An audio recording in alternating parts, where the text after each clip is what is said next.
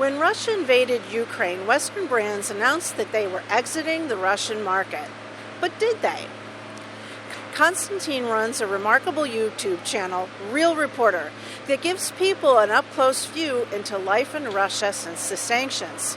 In an episode called How Western Brands Have Left Russia, he explains the various ways brands are handling business in the market. Konstantine sat down with the American Marketing Association in New York to talk about brands in Russia today, how sanctions are affecting reputations, and what the long-term implications for brand value might be.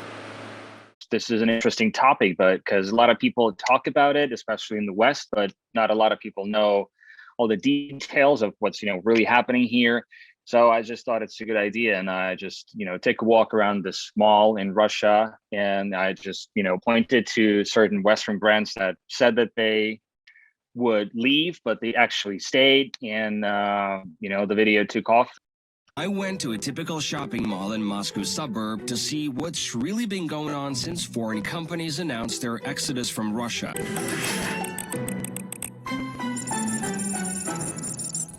I think we can talk about different groups and categories of brands depending on how they reacted to the conflict and to the sanctions that followed it. So we have brands that left completely. There are not many of them.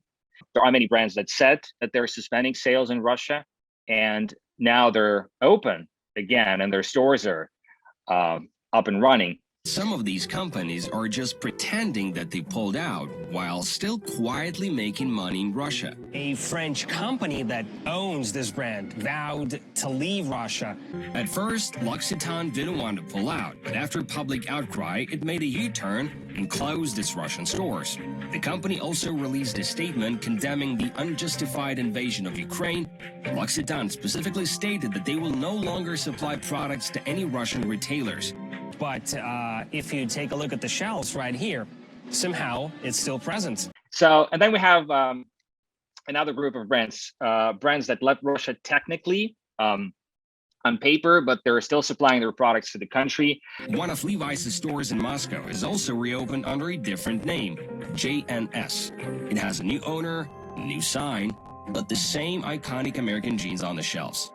News came in recently about a deal between Inditex and a Lebanese company, and the latter is going to open at least 4 Zara stores in Moscow in 2023 under a different name. A different name, but it's going to be the same old Zara clothes. The same happened with Nike, a sportswear company. So also, after the war started, they closed their shops across the country, but now their first store in Russia reopened. It happened a couple of days ago, also under a different name. It's now called NSP, which stands for Nike Special Projects, as far as I understand. McDonald's and Starbucks, well, they left the country altogether, and they sold their restaurants to Russian business owners. So those chains have new owners.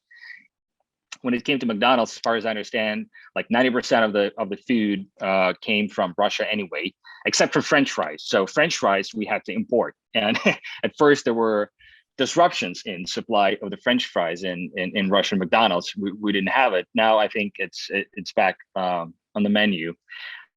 So now it's called differently.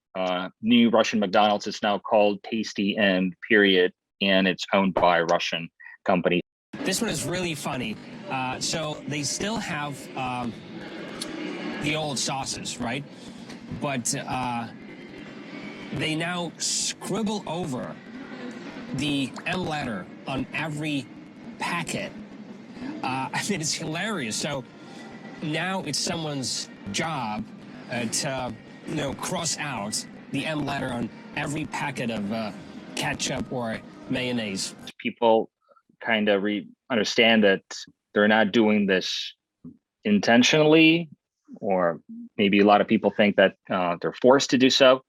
But I guess it's safe to say that those brands had a big and loyal pool of loyal customers in Russia, and those people, they still find ways to buy these products. So, but in terms of whether their reputation were was damaged? I don't think so. I have a feeling that if, a slightest opportunity arrives to get back to Russia and operate as they used to, they would, seize it, and they will do it like that. It's just too big of a market to lose, and it's pretty obvious that they hate to do so.